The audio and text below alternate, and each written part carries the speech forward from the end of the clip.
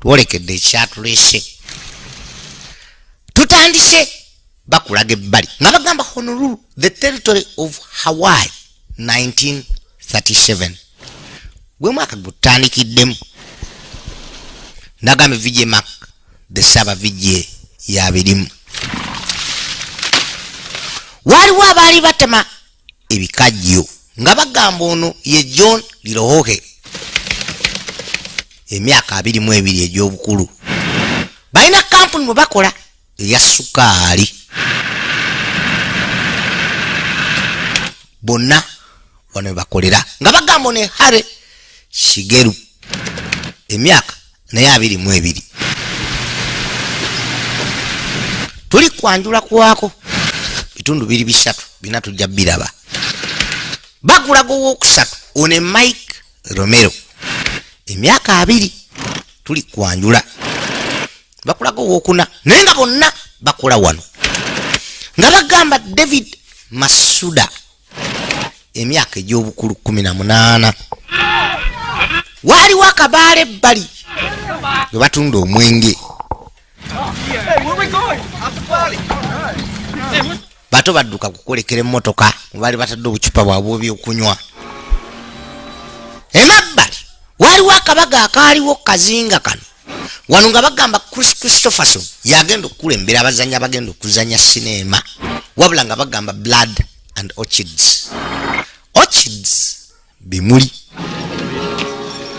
kakano baavambanwa officers nga bagamba Jane Alexander naye y'omu ku bazanyi abajja okukabaamu wabula Sean Young tajja kabulamu wekkaanyi akabaala bakayita Whispering In oba akabaala ak'obwama nga bagamba Joseph Ferrer ajja kujja nga Walter Bagman tuli kwanjula kwako omuziki gukwajja ba officers bali mu kujaganya nga bagamba Susan Blackley naye ajja kukabeeramu wabula David Clennon bonna mwebali nga bagamba George Cole tabuzeemu tuli kwanjula kwako wabula Richard Dissat bonna mwebali Elizabeth Lindsay tujja kuba tumulaba muziki gukaaba nga bagamba Haunani Min tabuzeemu mpozi William Rose bonna bali muno nga bagamba James Seito naye mwali nnyo nagambye Bukedde TV kuwoli nga bagamba Matt Salinja muzanyi wa Lulango wabula Madeline Sto bano bonna bakabaka abalaba Last of the Mohicans nakyala yalimu waliwo kabaka ebbali ono Lieutenant Mulamba n'omukyala mukazi we Esther Fanda yuno Sorry you're not having a good time. amwetundira baludde nga baagana bafumbo bampeta To come, I'd have understood. Lord, I wanted to.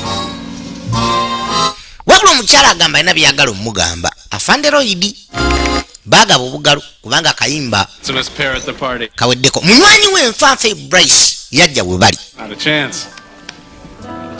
naye ofisa munne bombi ba Lieutenant Bryce is one of the best. He is not. anti Bryce y'omu ku banywanyi bange abasinga I'm going out. agamba agala kufuna ku mpewo wabweru I just need some air. I'll be back.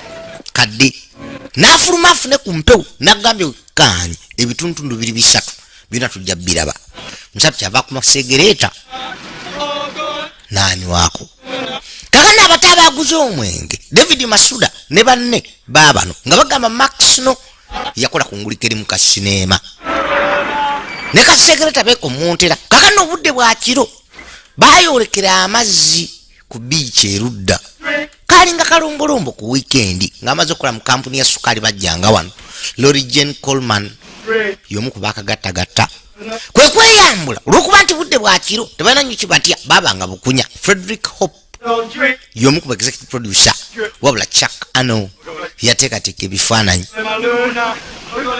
kwe kuyimba ne badduka boolekera amazzi bali bukunya Malcolm Stewart ye executive producer wa sinema ninga musimwerabira Queen of Katwe esaawa yonna kajja wano emabbali waaliwo ekkooti empanike ku miti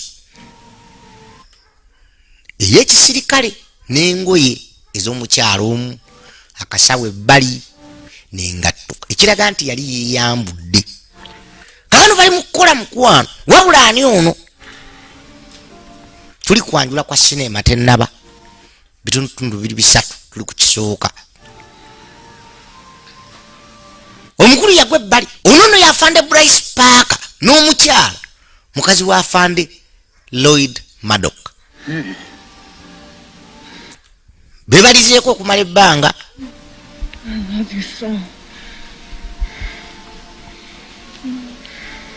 Omukyala amugamba nga bw'amwagala okukamala, nuna amugamba nga bw'amwagala okukamala. Bali ku beach wabweru, omwami Juka bamulese ku dance floor.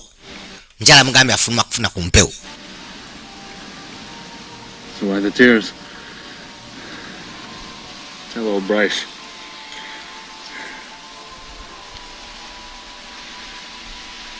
I'm pregnant. Kaakano omukyala akikubawo nga bw'ali olubuto, era olubuto lwalina lulwe. Kyokka bali mu kweyandako.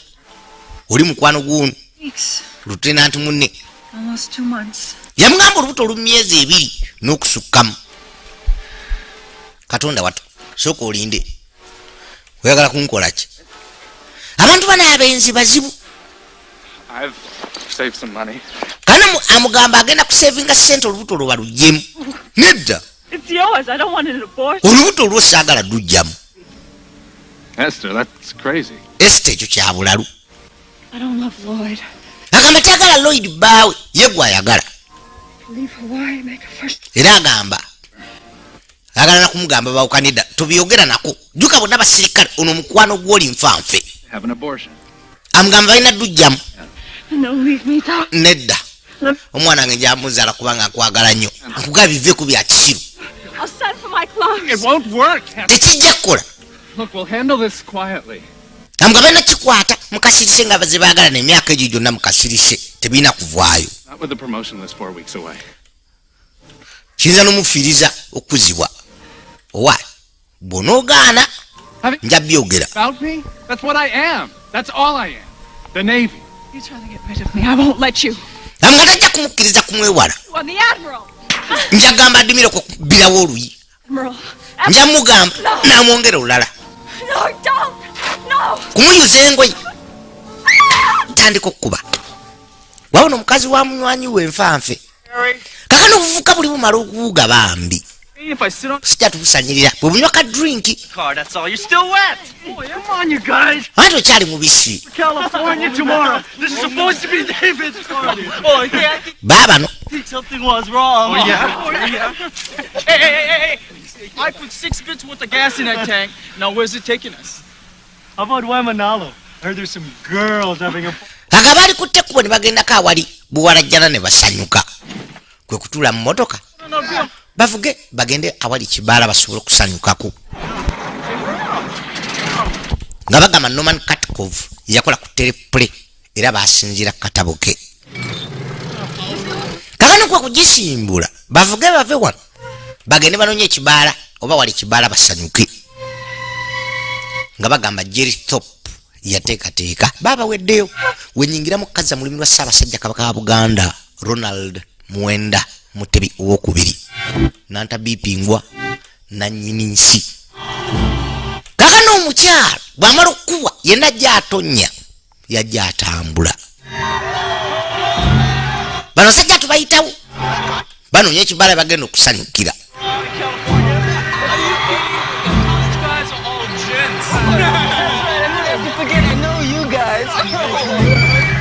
Ono bw'atuuka ebbali yeekanga. Bonna okuza amaaso baasituka. Bikira Maria mu muzikiti ekibuli nga balaba muwalajjana alyo obukunya mu masekkati g'ekkubo. Ono agamba mufu. White woman. Mukazi muzungu. You can't leave someone like that. Kuno tetuyinza kuleka muntu bw'ati. Ono John Lohe. Bano Bahawayani oba Bahawaii. There's a blanket on the floor back there. Kaakano agamba bakwate engeri ya blanket gye bazze nazo ebbali ez'oku biiki bajje bamubikekera bamuyambe baba mulamu.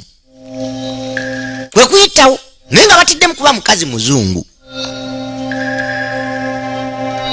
nagamba vije makabirimu nga bulijjo esimu eri 077 4051 374 sobola okunonya ku Facebook nonya vije mak the saba vije kuliko akaunti ne page okumukebera nga mulamu kwe kumubikkako ebulanketi kakano bambi John yajja amukyuse wabula ng'akubiddwa bubi ddala. Don't be afraid. Totya We'll help you. tujja kuyamba.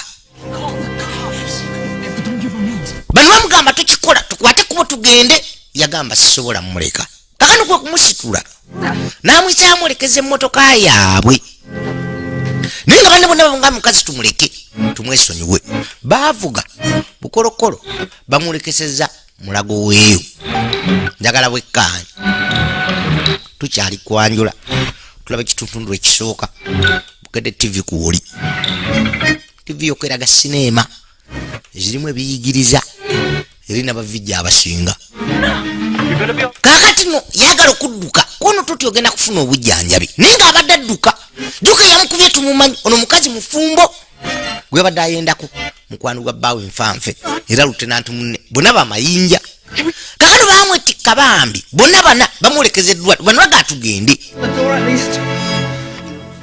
kwe kudduka baatuuka mu emergency. This lady needs help fast. Ono omukyala yeetaaga obuyambi mangu babaga bamuteeka ebbali kwe kumuteekawo Doctor. baayita dokita yali mu emergency ajja amukoleko maama nyabo ki ekimutuuseeko Don't know. tomanyi Where'd she come from? avuddewa I don't know. simanyi Where'd you find her? omusanzeewa musaati kwe kudduka ebyawana abimanyi waliwo afande yali ajja ataawo alesewa booda gwe bakubi kiki kakano badduka buddusi nga bamanyi ebyawano n'amateeka gonna oluusi oyamba n'ofuna buzibu naye ate kisingako ng'osigadde okusinga okudduka kakano badduka owa polisi kwe kujja ono bamugamba simbula emotoka teganya okwaka bagibukamu kwe kudduka baguma zambiro naye lwakutya yatandika okukebera emmotoka ebirimu mwalimu bubbi obulalo bwali busigaddemu ne bwe baali banywedde ekitegeeza abadde naku drunken driving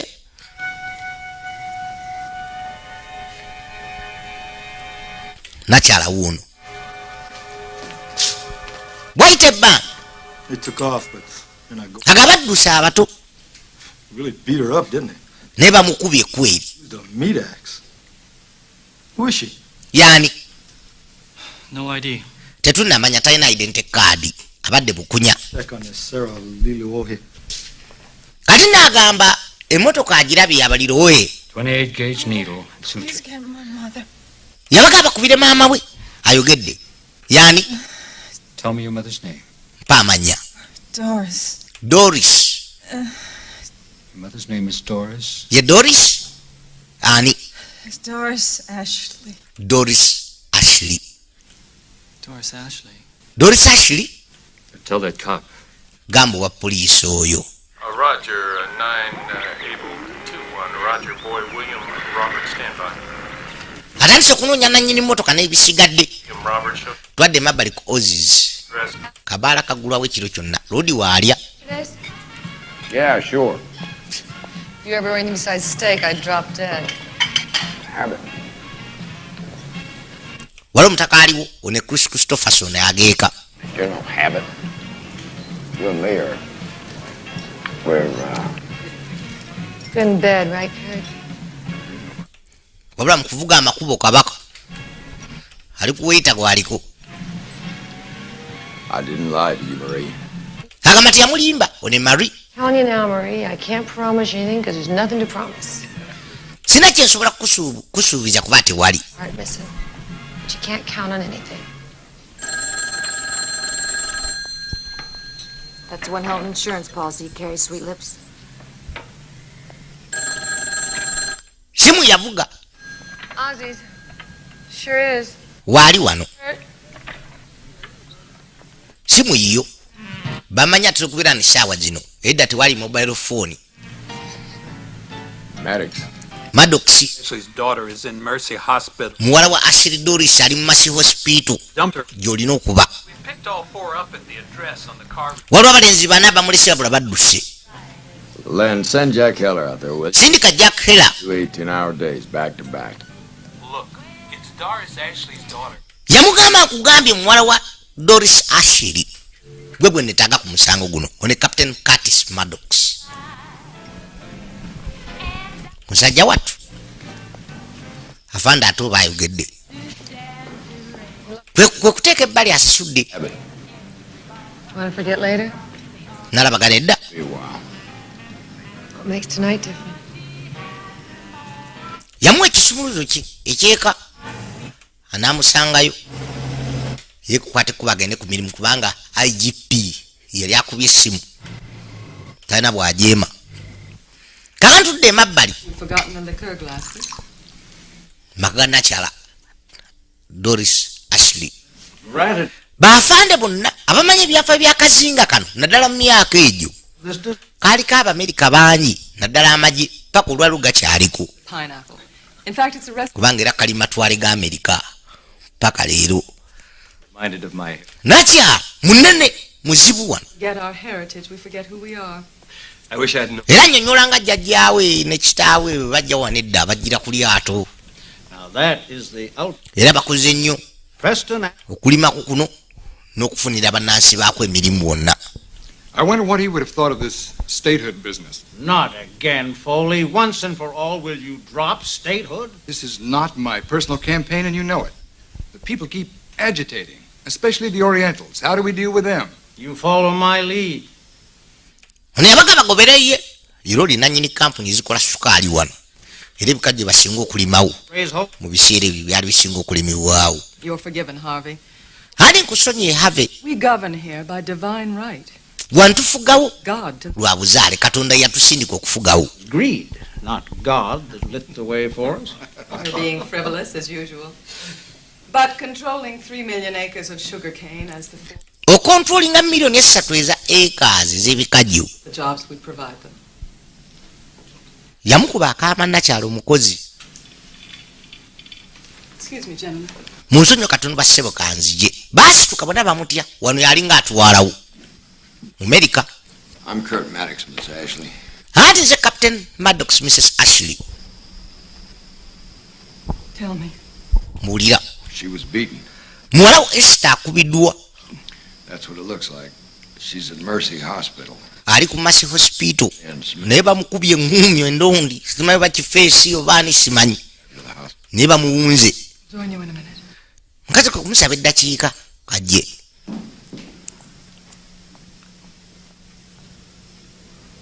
kano kajja akalugale kakazi katwakakozi kuba lunaggaga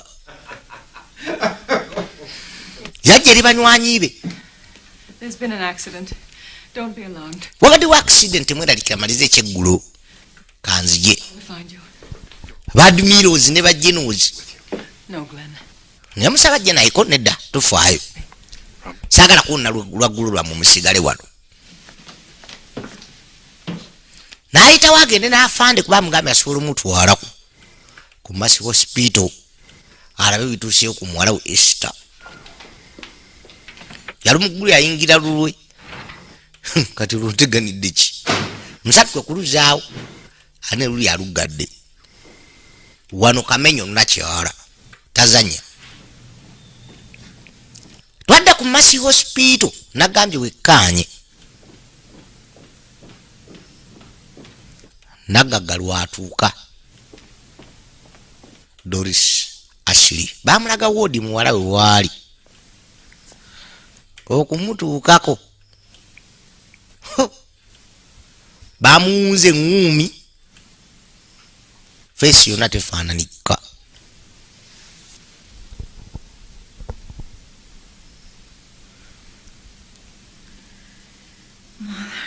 maama Who did this? ani yakoze kino?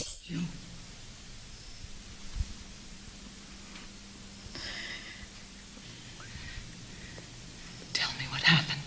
mbuulira ekyatuuseewo mbuulira. an accident. Yamugambye badde accident etya ya boda yani. You were with Lloyd. You went to a party with Lloyd. Wabadde ku party ne Lloyd. Oh, now. Kye kyakutuuseeko. Talking about. I can't hear you. Why were you in a car with these men? Lwaki obadde mu mmotoka n'abavubuka abana? Found me Banzudde here. ne bandeeta wano. No. Aba baana bisolo baŋŋambye bakawaayi bisolo. Nedda banyambye. Banyambye. I didn't do this. Who did? Ani yakikoze basi bakikoze? Was it Lloyd? Lloyd yakubye bw'ati baawo. Poor Lloyd. No. Paul Lloyd nedda. Not Lloyd. Someone else. Muntu mulala.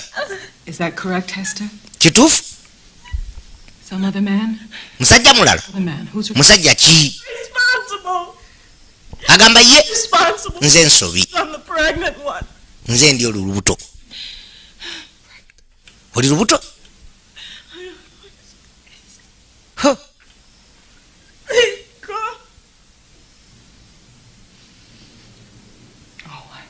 Nkitegedde lubuto si lwa bbaawo. You're pregnant, but it's not your husband's child. Omwana si wa bbaawo. Maama I want the doctor. agamba yetaaga musawo. Sooka okirike. Sirika tonswaza. Tonswaza. Sirika. The doctor says you'll recover. So I'm going to wait right here until we get our story straight. Agamba agenda kulinda no paka banatereza emboozi yaabwe. I've created an empire from your father's estate. Agamba azimbye obwakabaka.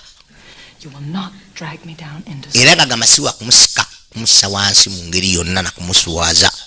Now you're going to do as I say. Kati ogenda kukola nga bwe ndagidde. Oba bwengenda okulagira.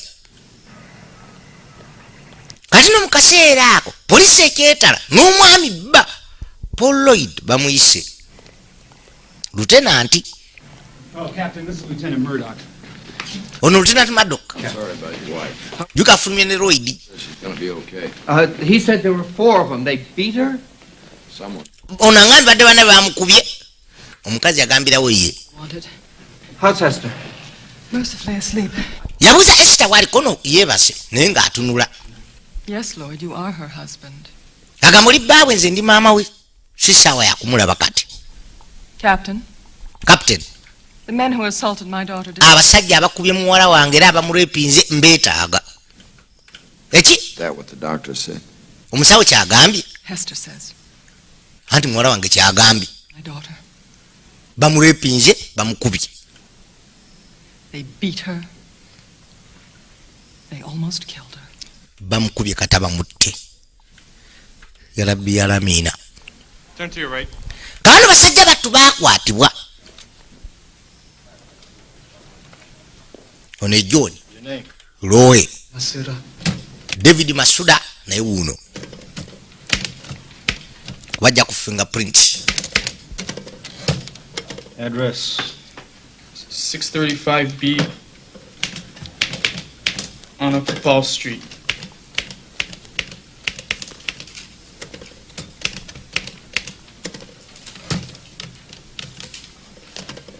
Six? Oh, no. Baabano. Hawaii. Gamba azaalibwa mu Hawaii. Oba mu Hawaii. Age? 22. Myaka 22. Height? 5'6". Height 5'6". Race? Filipino. Filipino. Nenga bona ba Hawaii. Ba Hawaii. Eyes?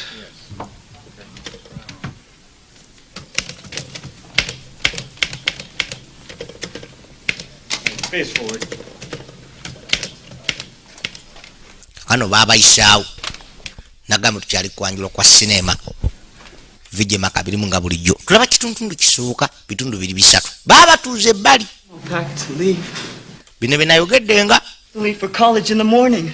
Kyokka nogenda ku ssomero ku makya. Said it 10 times, but he had. Namugambye emirundi 10 n'alemerako. Tetuyamba muwala ono. Ano mwanyina wa wa John Wajira. Is that David Masuda? Oyo David Masuda? Pardon, what have you done to him? Mubakoze eki? Right now we need a lawyer. Mukadde kantu taga lawyer. Halahone, remember him? My math teacher in high school. Agamba omusajja musomesanga okubala mu ssomero. He lives up near Punch Bowl. Yagenda mu America n'asoma amateeka gw'alina okuyita abayambe. See if you can reach him by phone. Laba oba osobola omukubira essimu. Halahone. Halahone ge mannya ge. Naye nga ne munnansi wa wano batuna ba Hawaii mu kaseera akabaali basobola okusoma ne bafuuka bannamateeka. Kaakano baabaleeta abato afande Captain Maddox atandike okubakolako interrogations oba okubabuuza ebyatuuseewo. Yes, sir.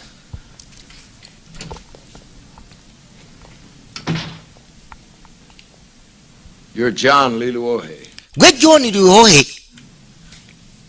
I saw it on the door. Agako nga manyi ngalabe ku luggi. Kurt Maddox. Captain Maddox. Tulira.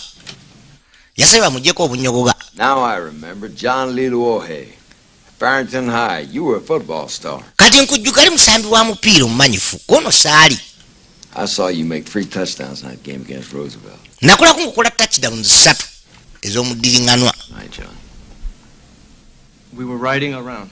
Akate bavuga buvuzi. This car you picked up. Were you drinking? A couple of beers. Twade tunywedde mu bbiya. More than half a case, isn't it? Ecupa nalaba ezaabwezeeko. Well, still more than a couple. Zaabadde nnyingi. Anyway, then what? Then we rode over to the beach and went. Twagenze ku biiki okuwuga nga muli bwereere. Well, there was no one around. Tewabadde muntu. Ashley Murdoch. Tell me about that, John. We found her near the beach. Agamba nakyala bamusanze kumpi ne biiki nga bavaayo. Covered with blood. Ng'ajjudde omusaayi. I couldn't leave her there. Nabadde siyinza mulekawo. Bill and ran. We were scared. Lwaki wadduseko ntwadde tutidde. To have had a rape and beaten that poor Rape? girl. Ate okumukwata ne mutuusaako ekya Mikayiro n'okumukuba. Maybe they saw that white woman. They didn't even want to stop. Halfback. Maybe not. Maybe you just held her down. No! They did a rape. Agamba nedda bambi tebaabikoze.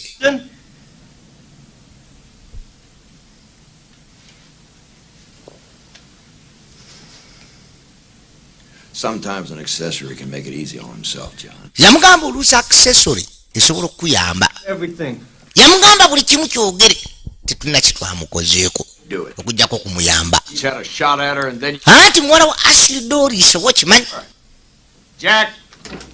Jack. Sir. Put the cuffs on. Ono muzzeeko obunyoggo omugye wano. Come on, let's go. Wale musobedde. Ono yafande Captain Maddox. Tom Halahone. Kaakano mukadde ako Tom Halahone yatuuka. Omusomesa w'okubala yagenda n'asoma amateeka omuto gwe yatumiza kuba ali musomesa we. Ye munnamateeka asobola obbayamba gwe balowoozezaako. Yajja ne mwannyina. Bali mutuka gye balimu yali ya mwannyina Elizabeth Halahone. John. Who is he? Yani oyo? Halahone. Our lawyer. Anti ye John Halahone lawyer waffe. My math teacher at Farrington. Yali musomesa wange w'okubala mu Fenton. Being a lawyer. Mbadde zoleta munnamateeka owaddala kono ndi. Send him up against them. Ono avuganye ne bali. Let's confess. Shut up. Lwaki tetutunda bwetonzi ne tukkiriza musango osirika. Right now.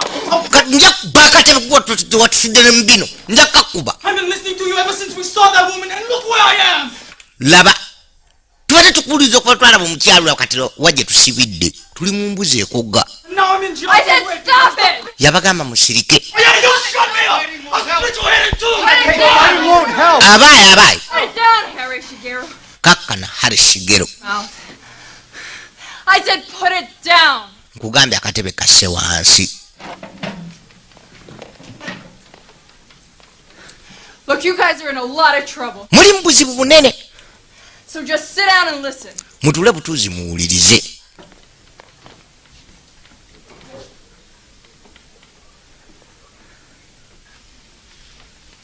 Don't you want to ask them something? Tolina kyagala babuuza. Yes. Ye munnamateeka gwe yali musomesa wa kubala. How long are we going to be in prison? Tugenda kumala bbanga lenkana mu kkomera. Innocent. Listen, all of you. Yeah, but they don't believe us. Mwena temwena musako tebatukkiriza. How many years? Myaka emeka? I gotta know so I can tell my mother to buy me calendars. Njagala manye ngambi mama ngangulye calendars. 5. Myaka 5? 10? 10? 20? 2? 100? Oba 10? It's no use. Bonna batandise kimanya kati obuzibu balimu. Lodi atunde butunuzi tomuhalahone. Namateeka awaabwe. Twadde erudda. Have finished with that convertible? Captain Maddox akyanoonyereza ku motoka gye baalimu. Captain, this thing, I can't get a handle on this thing. Jack, this thing's only 5 hours old. Yeah, I know, but look, Captain, those 4 kids, they're not stupid. They know they're going after a white woman. Agamba bali abaana abato abanasi basiru balina mukazi muzungu tebayinza mulepinga ate ne bamutwala mu ddwaliro ni Sergeant Jack Kera. Those are questions we're going to try and answer because that's what they pay us for. Yeah. Better send someone out for coffee and donuts. Yamugamba asooka atuma omuntu amuleetere ku kaawa ne donut. In my turn. Well, I don't have 3 kids. Twadde erudda. Nakyalaza munnamateeka oli tomuhalawone ano bawulereza. Is this it? Weewano? It's close enough. Ndowooza weewo ate tamanyi nakumanya nti naatuuke. Sula bulungi. I know that John likes you. Manyi nti John akwagala. My feelings aren't important. It's those 4 boys. Their lives are at stake. Naye abalenzi bali abaana obulamu bwabwe buli mu buzibu. Beesize gwe. Like a sightseer. Hey, come on. N'olinga ng'omulambuzi owaye. Headquarters, you just stood there like a... Oyimiddemu nti atona kyogedde. What do you expect? Obadde osuubira ki? A fist fight? Kuba ngumi? Were you waiting for me to punch someone? Obadde oninda kuba muntu ngumi ki? Look, they need somebody to fight for them. Beetaaga omuntu abalwanirira. With a backbone. You don't know anything about me. Tolina ky'omanyiiko. Tell me. How many cases have you had? Misango emeka gye waakakolako naye? How many times have you been in court? Waakabeera mu kkooti emirundi emeka? How many lives have you saved? Waakataasa obulamu bwa mirundi emeka? I'm just starting out. Ntandika butandisi. I don't have much of a practice yet. Sinnaba kola practice nnyo naye nayita bba. Guno gwe musango gwange mazima ogusooka. Mbadde musomesa. Do my best. Naye nja kukola ekisinga. Naye nga musatu amugwe wayi obadde onsuubira kuba ngumi. Obadde gakulanga nga nsuula muntu wansi okumanya nina kyenkola. Kuba bintu by'amateeka si byakusumula mukono. Tukyali kwanjula. Nagamba vijemak nga bulijjo Bukedde TV kwoli. Tulaba Blood and Orchids ekitundu ekisooka. Bitundu biri bisatu. Emabbali waliwo mmotoka eyatuuka. Mwavaamu kabaka. One Captain Maddox akyakola okunoonyerezaako. Yakonkona ebbali. Anti saawa. Twagaddewo dda. Kwe kuyitawo. Olwadda wuwe waka. Gyasula. Juga lunakyala gwe yawadde ekisumuluzo. Namugamba musangeyo.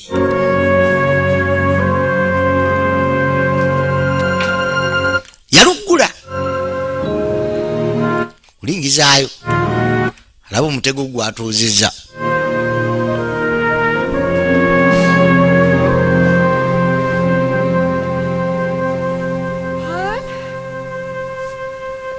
Yayita. Yingira. Kaatuuse dda. Kaweita. Let me do that. Mu restaurant watera okuliira. Anti kankuyambeko.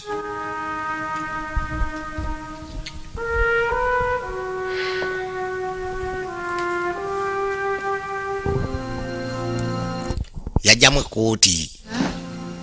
Working for Land Fairless, tough day or night. Agabadde nnaku oluzibu ennyo. Walk the beat, so he takes it out on the guys who did. Yagwa ebbali kumuleeta ku byokunywa. How are you? No, you know me. Kyagala ndi bulungi. Doesn't sound like too bad an idea either. Is everything okay? Yambuuza buli kimu kiri bulungi. Everything's the way it always is. Ate buli kimu kiringa buli lunaku bwe kiba. Only there's a little more of it tonight. kubaawo poliisi. Spent all my time working the sewers, so I should be fresh out of surprises, but I'm not. Tomorrow's another day. Onkya lunaku lulala ebyaleero tubyerabire.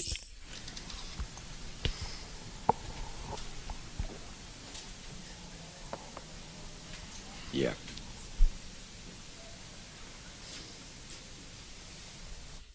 Laba agenda okugira ati Lodi nga mulaba otulo tumutwala tebanadde kye bakoze.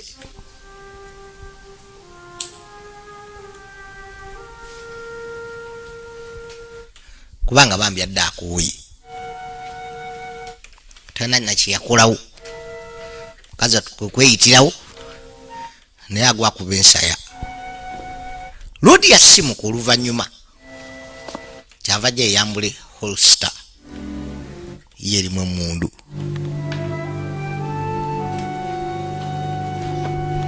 Yadda waagwe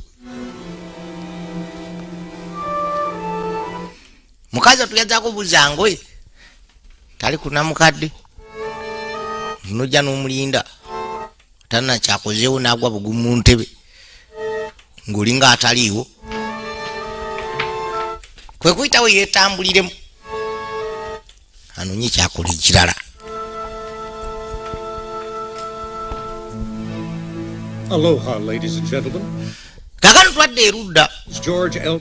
banaffe bagodigodi ku radio coming to you from the studios of amawulire baatandika okugafulumya tuli ku KRXT in downtown Honolulu. bukedde fama eyeeyo Not a happy day here. nga bagamba olunaku olwaliwo si lwa ssanyu There are ugly clouds cast waliwo ebiro ebibi smiling islands today. waliwo n'amawulire amabi agafulumya ku makya Right here on Oahu, a young woman, wano kazinga ka Honolulu omuwala omuto victim, Esther Doris juko ne musajja yamukubye Mrs. Bird, Bryce Parker assaulted by the rapist. wone musajja nanyini kampuni ya sukaali abantu bali mwe bakola kakane boogerako ng'abaakutte muwala jjana ne bamusobyako Murdoch is fighting desperately. era ne bamukuba n'omukuba The hospital. wone ebba Mrs. Murdoch, still a bride, you would say. Lieutenant Lloyd Maddock musajja wattu munnamateeka Sir, halakole naye abiwulira Tom blood. Lieutenant Lloyd Murdoch. Mrs. Murdoch is also the daughter of Doris Ashley. nga banyonyola Mrs. Maddock era bw'ali muwala wa Doris Ashley Back to naggaga era kumpi alinga atwala akazinga kano Oh, settlers. laba a single ugly moment in the historic Amnesty. baafande bonna baabiwulira bannave officers vuka kiwakoze comrade waffe ndugu ba aswadde Restore peace. tokano bamagye twadde akabaala whispering in we baabadde afande yaggusewo dda atandise okukola okubuuliriza oba n'okunoonyereza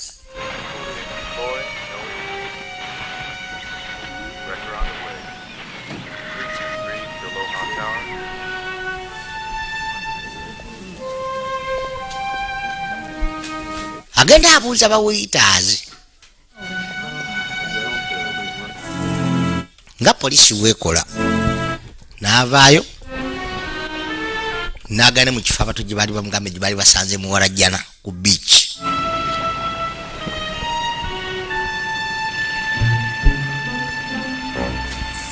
wano emabbali ate bw'asanga engoye za nakyala ziri awo era niko zijjawo lumu ku lumu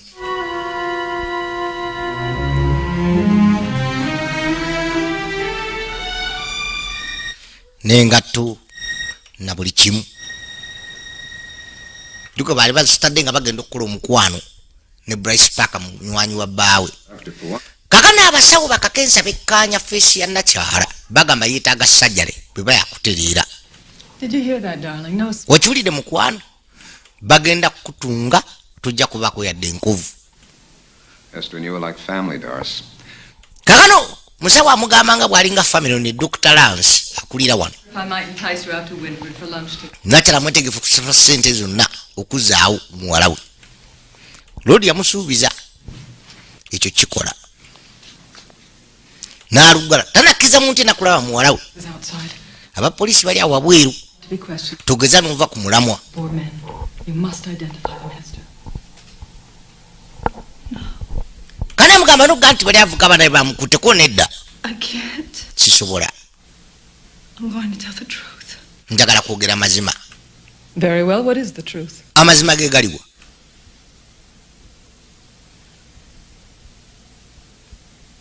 It was Bryce. Bryce yankubye. Friend? Mukwano gwa bbaawo? He did this to you. Ye yakoze kino? I know he didn't. When I told him about the baby, he was a... Namugambye nti ndi lubuto. Oli lubuto? I love him. Muyagala ge mazima. I'll always love him. Era njanga mwagala. He'll be in the hands of the law. You'll never see him again. Nedda bambi ojja kuba mikono gya looya olina kugamba nti bali avuka abaana be bakutte. Saagala kuswaza nze. From me? Kikole ku lwange. I hate you. You're evil. Yamugamba oli evil. Evil. Oli sitaani. Kale. A survivor. Nze ndi survivor. Mpita kyuyaga nze ndi survivor. Simala gagenda bwentyo. Vande wajira. N'abavubuka babaleese naye nga mazima baataasiza obulamu bwe bamuleeta ne wano mu ddwaliro. Ne bba waali Lieutenant Maddox. Oli ye Maddox, Captain Maddox wa poliisi, one Lieutenant Maddox. Manya mugawuli. MADOCH Maddox. Well, my daughter suffered enough. Ne Captain Maddox. Miss Murdoch, are the Miss Maddox. 4 men who... Bano bavuka abana abakutte naye nga be baataasa obulamu bwe. Yabatunuulira singa sibbo osanga yali badde mufu. Mu mutima kyamulumiriza naye nga maama yamugambye tokola ensobi. Ono ejjuuni yasingira ddala okumutaasa nga banne bonna bagaanye. Miss Murdoch. Miss Maddox. Maama kyava amukwatako mbw amugumya.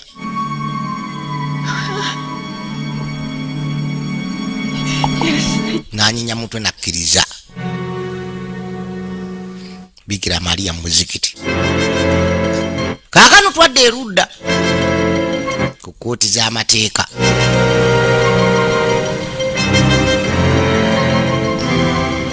Empoza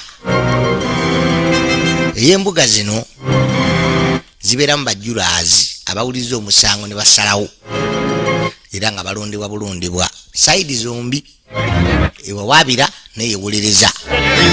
Mukadde ako n'omukulu eri asituse okujja mu kkooti okuwuliriza omusango wa mukazi we eyakwatibwa. Banywanyi bamuyisaawo ne Bryce kwali jukali munywanyi we nfanfe. Mission granted. We're here because we want you to know we feel... Afande tuli wano tukulaga nno tuli naawe. To Mrs. Murdoch, sir.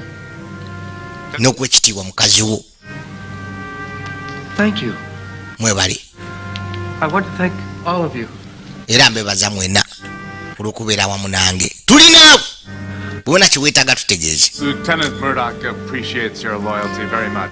Lieutenant Maddox yeebaza okufaayo kwammwe. Ye Lieutenant Bryce abadde ayenda ku nakyalo era yamukuba n'amutuusa wano. Naye waali Katonda yatukweka omitima ono. Defense counsel having filed a motion to release the defendants on their own recognizance. Kakati no musatu era asabye bbeiro. On said motion from the defense counsel. Now the court reminds all those persons in this courtroom that any kooti ejjukiza mwenna abali mu kooti tetutaaga kulegesa session will be summarily dealt with by the bailiff. yenna n'akikola aggwebwa mu kooti w'okuvunaanwa. Okay, defense counsel. Defense counsel. Namateeka awuliriza abawabirwa. Wekitiibwa kasalo ke kagudde kakyafa kirina ki. Musatu musomesa yanunya obusimbi n'asoma amateeka. I respectfully submit that since my clients have no nsabanga ba clients bange batazzanga musango gwonna on their own recognizance pending trial. Baweebwe okweyimirirwa bave weeru ko nedda. There's no more heinous crime in our society. Tewali musango mu bulamu bwaffe gusinga gwa kukwata mukyala. Abantu ng'abo tebasaanira kubeera mu bantu. I agree with the county attorney. Wekitiibwa nzikiriza. No crime is worse than rape. teri musango mubi kusinga kukwata mukyala. And who rapes a woman should not be allowed to walk. Omuntu yenna akwata omukyala takkirizibwa kutambula mu bantu. My clients naye bempolereza rape anyone. tebakwatanga mukyala yenna. They've been charged with a crime. They haven't been convicted of a crime. Bavunaaniddwa musango tebannaba kusingibwa. Clients have lived their entire lives in Honolulu. Obulamu bwabwe bwonna babumaze wano ne bazadde baabwe ne bajjajjaabwe kubona tekuli eryazizza musango. Their 4 families has ever been charged with the crime. Tekuli yadde n'omu era avunaaniddwa musango gwonna. Indictment. The county attorney's request that the defendants be held without bail is denied. Ekyomuwolereza wa gavumenti okusaba nti no bakwatibwe mu kkomera atali kwemirirwa kigaaniddwa. Tugenda kubakkiriza okwemirwa ku mutwalo gwa $1 buli omu. Katonda watu. May I respond? Owekitiibwa. $10,000 might as well be 10 million. Omuggo oba emiggo 10 buli omu kitegeeza miliyoni nga 10. Their families have no money. Baklayenti bange tebalina ssente yadde bakadde baabwe. Take these facts into consideration. Njagala olowooze ku ekyo wekitiibwa. Kale $2,500. basasule 2,500 buli omu okweyimirirwa. Proceeding is concluded. He's right. Omugatte gwe muggo bonna nagwo teguliiwo. So, we're headed back where we came from. Yeah, that filthy. Tuddawe gye tubadde. I'll get the bail. Nja kufuna ssente zibajjayo. I'll get you out. Nja bajjayo. Kwe kubayisa n'omutwalo tebagulina 2,500 buli omu. Wone mwaginaabwe Elizabeth Lowe ne bakadde baabwe. Why did you lie to them? Lwaki obalimbye? You said you'd get the money for the bail. Nti ojja kufuna ssente za bail. Yeah. Onoozijjawa? I'm going to try. Ngenda gezaako. Then why didn't you save trouble? Kati lwaki tobaga nti ogenda gezaako okusinga obbaga nti ogenda zifuna? Someone had to. Wabadde walina obbawe essuubi. In the end, I hate you for that. Ekyo kikunkyaya. Kugaba essuubi ery'empewo. Gujjawo famire agiggyewo. Kurt? What about this rape case? Ate omusango guno gwa rape. I have my doubts. Nina okubuusabuusa kwange nze. Nange. They didn't do it. Abaana tebakikola. You prove that? Osobola kikakasa. But we're working on it. Anti sinaba ne nkikolako. Oli ne muwoleza wa gavumenti. Musajja wattu yakwata akaato. Tom Halahone. Munnamateeka awolereza abato.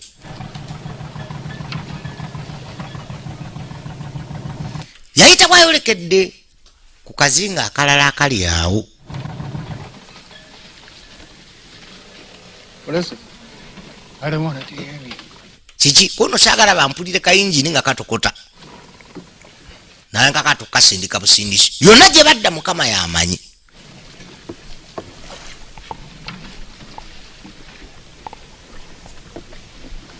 Baatuuka ku mwalo gumu gw'akazinga kano.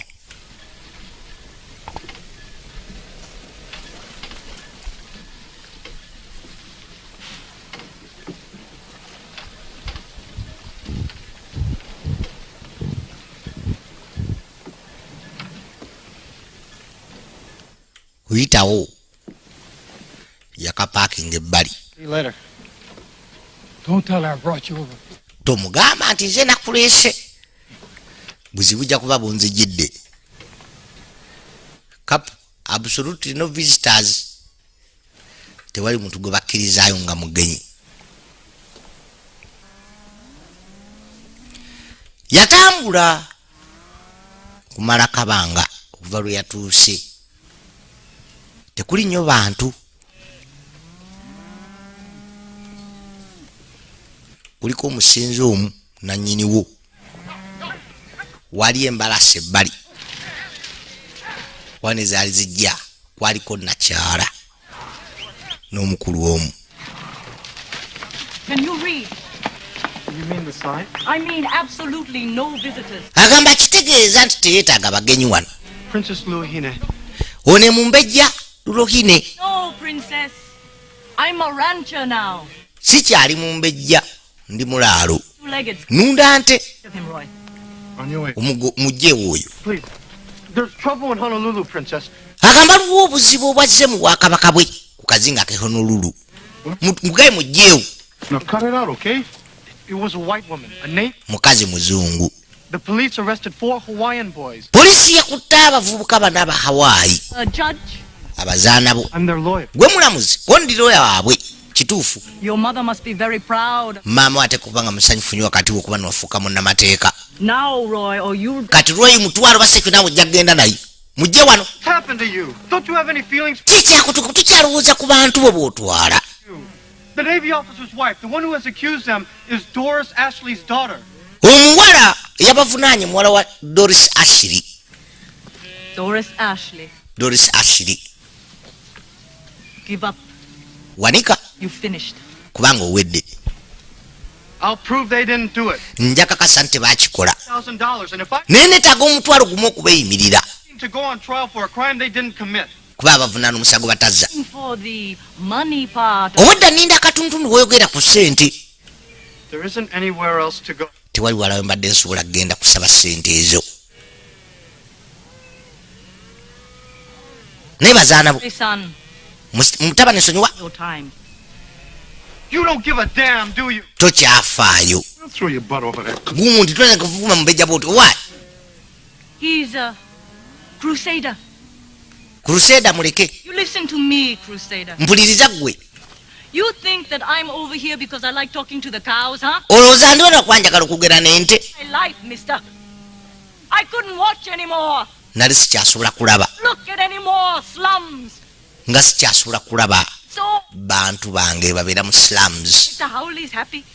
Bwe balima. The Costas plantation manager on the prowl for straw. Kubanga ennimiro zonna bannannyinizo bagwira. Tuli bakozi bukozi mwaka ku mwaka. Abantu bange. Missionary sons have turned these islands into one big workforce. Abaana b'abamiisani baafuula ekizinga kino eky'abakozi. They mine us. Bali mu kutuvubamu. Bo ne bagaggawala. They've been in jail for weeks. Bamaze mu kkomera wiiki eziwera. Gwe ssuubi lyabwe.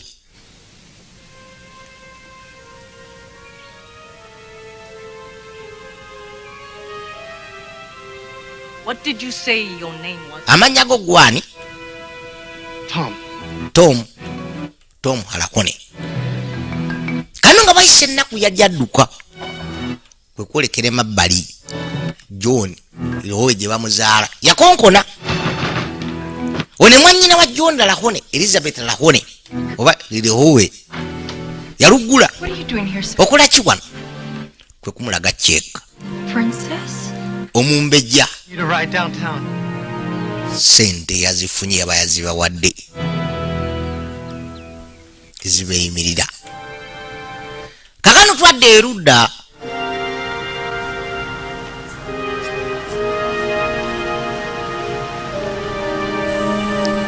Motoka yajja. Nagambe tulaba kituntundu kisooka. Vije makabiri munga bulijjo.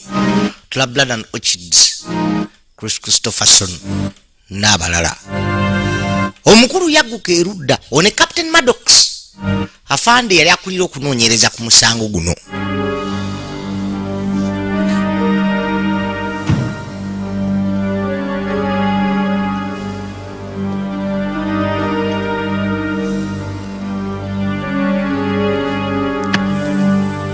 Kulwali mukwezannyira ka golf. Nice shot. Thank you. Nice shot. Captain, can I help you? Nkuyambe mu ki? Ask you a few routine questions. Nja kubuuza bibuuzo. Wondered all my life, but it's better than I say. You're a lucky guy, Lieutenant. Oli musajja wa mukisa. When we were married, Mrs. Ashley asked us to stay. She and Hester are very close. How about you and Hester? Ate gwe ne Esther mukazi wo. Hold it right there, Captain. You Lindako Captain. Oli ku ki? Lieutenant, a young woman's been beaten and raped. Lieutenant, omukazi omuto yakubiddwa ate mukazi wo. Njagala kujjawo osuubi nti gwe nzo kuba amukubye gwe bbaka ennyini. They're possible suspects. Possible suspect? Possible suspect? I'm her husband. Nzebba. An acts of violence by one married partner against the... Ebikolwa ebyabafumba okwekuba bingi nnyo byendabye ku nsi. Resent this. I think I'd like to talk to a lawyer. Buzana kugaana lawyer. You're not being accused of it. Sikuvunaana kintu kyonna. I'm here on a routine check to clear you. Ndi wano kukiryalinga. Now, how you two been getting along? Mubadde mutya mukwano gwammwe? Everything's fine. Buli kimu kiri bulungi. Help yourself to some lemonade. Nywa ku lemonade oba ku kaniimu. Nedda. To fight? Mulwana. We have nothing to fight about. Tetulina kitulwanya. Pretty special, Lieutenant. I didn't say we never fought. Sigambe tetuwogganangako oba tulwanangako. Mulwana ku biki? The usual things. Ebya bulijjo eby'obufumbo. I'm a bachelor. What usual things? Nze ndi muwuulu ebya bulijjo bitya. Oh, I can't remember. Anti sijjukira. Well, it couldn't have been money. Something. Teziyinza kuba ssente kuba muleka muzirina. How about the bedroom? Ate mu kisenge muli mutya gwe ne mukazi wo. Bitambula. Just who do you think you're talking to? Neggulu ozogana nani? Omanyi ndi mayinja. I'll have to get tough with you. And I'm better at it because that's my job. Why? Kyemugamba ndono ku interview ng'ate nkusinga. Mu byenkola. No. Nedda. We didn't have any sex problems. Tetwalina bizibu bya mbuliri. Oba tetubirina. N'atambula avuddewo. Nakyala amulengedde. Ng'alina baamuwala kukwata essimu. Anagwe yakubira.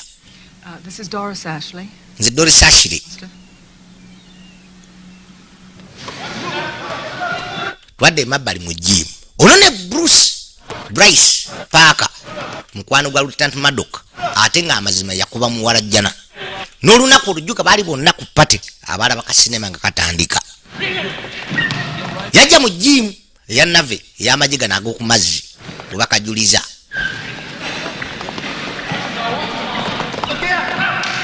Nagataba kituntundu kisooka bijje maka abirimu nga bulijjo.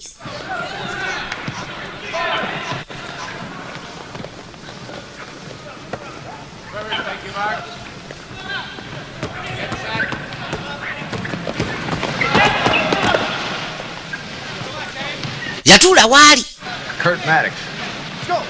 Captain Maddox mulaga badge. Ne Lloyd waali awo. You and Murdoch are pretty thick, aren't you? Gwe ne Maddox muli banywanyi nnyo. A destroyer, everybody is. What do they think of him on the ship? Great officer. Yambuza kikyamulowozako n'ofiisa musufu. Popular guy.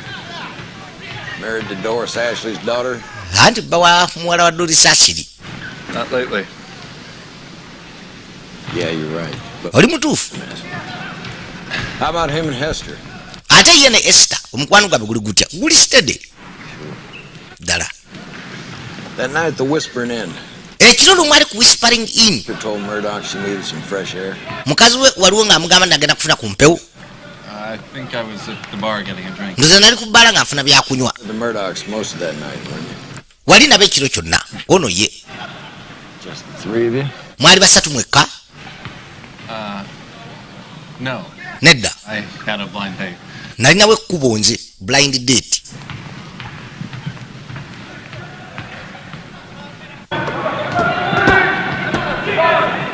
This blind date, what was... Ekkubo eryo linnya ki? Baali baliyita lyani? Jenny. Jenny. It was Jenny something. Ye Jenny erinnya eddala sirimanyi. Nice. Jenny something. Where do I find Jenny something? Musanga wa Jenny something yoyo. Serious about this, aren't you? Oli serious ku kino, eh? Or anything else but Jenny something. Njagala kumanya gyali. Gwe wali nayo mukyala. At Hickam Field, I think. Hickam Field, you think? Didn't you take her home? Tewamutwalaka? Sure. She was spending the night with a girlfriend in Waikiki. Mbu yalina okumala ekiro ekyo ne mukwano gwe mu Waikiki. Don't ask me where. Not after 5 hours. Naye nga mukozi waawo ndowooza. Doing here, Maddox? Okola ki wano Maddox? Some loose ends. Agamba agezaako kutayinga loose ends ezimu. That's what I do, Lieutenant. Kyenkola kukanga abantu. That's how I keep the world safe. Bwenti wenkuuma ensi nga tena bizibu. Naye ng'amazima ono yamukubira mukazi we. Kyokka ate yamutaasa. Twadda kampuni y'ebikajja abato gye bakola. Kano omusajja wattu buli omu agezaako mubuuza n'okumanya abato bano bwe beeyisa ye Captain Maddox. Onimu ku bagagga era abali ku kyalo kino Abamerika. I never have to say too much. Besides, that mess is behind us. Esther Murdoch identified those men. Agamba kyamukisa nti no Mrs. Maddox ya waya abavubuka bali naye kimunyiga. There sounds right to me. I've been dealing with these natives a lot longer than you. Agabadde akolagana ne bannansi ba wano ebbanga gwanvu n'okusinga lyamaze wano. So should you. I'm a cop. Oh, you're the best. Nze ndi wa poliisi gwe osinga. Your family. Kyo nkimanyi wano. Father was the best. Well, I'm a long way from matching up to him. I'll be the judge of that. Agamba ajja okuba omulamuzi w'ekyo. Count on him. Now I'm counting on you. Agamba mwesiga okukwata bino obulungi. I need your help. Neetaaga obuyambi bwo. Wants Navy wives to be safe here. Agamba mukazi wa Navy gwe baakuba, Navy officer gwe baakuba. Ate nga ba Navy SEALs bakuuma oba amagye ago ag'okumazzi gabakuuma nga bali mu ddembe ng'abagwira. Esther Murdoch says they're guilty. Esther Murdoch yagamba baamukwata. Reporters of a bannamawulire bafulumya amanya g'abavubuka mu buli lunaku mawulire nti bakwata na kyalo oyo. Buli bagoogera mpulira ng'aboogera ku nze kuba nze mbadde mbakozesa. If you're not absolutely clear about what I'm saying, olabika tulikkirya ku kye ŋŋamba njagala musango gubasinge.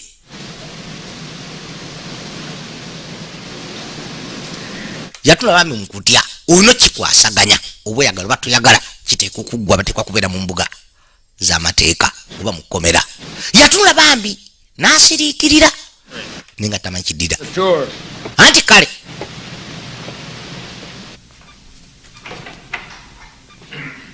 She's down, Frank. I gave her 40 milligrams of pentobarbital while you were scrubbing. I haven't seen her since... Musatu yatunula kwe kutambula agende maaso n'okunoonyereza okulala. Nagambye tulaba kituntundu kisooka vijje maka abirimu nga bulijjo. Yayitawo ayolekera emmotoka ye munaku ne mutaka naye kasembe okukwatibwa okuluggala. Tujja kuba tusinkana mu kitundu ekinaddako. Nagamba vijje maka abirimu nga bulijjo. Bukedde TV kuwoli tuva ku mukutu akuume.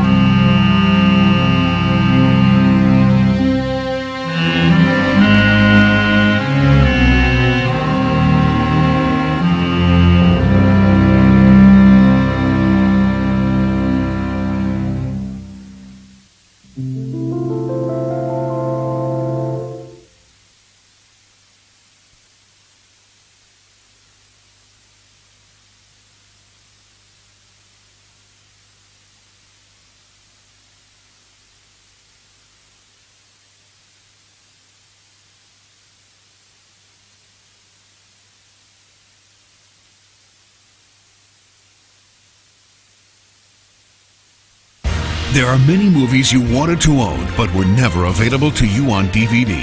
Performances by the world's greatest stars and directors. Introducing the Warner Archive Collection. Now, for the very first time, you can own these Hollywood classics on DVD. Think I'm strong enough? Shazam! A selection of rare films where the glamour and talent can now be yours. Name's Lefty. Name's Merrick. I'd like you to call me Charlie. Hello. It's time for you to get the movies you've wanted but could never find and add them to your film collection. Never give a sucker an even break and always keep an eye on a pal. I did love him. Boy's dead. I want to know what killed him. Don't worry, I can handle your mother. Nobody's going to Europe. Explore the archive today and discover hundreds of great stories, incredible performances, and rare treasures in authorized editions on DVD. The Warner Archive Collection. Go to WarnerArchive.com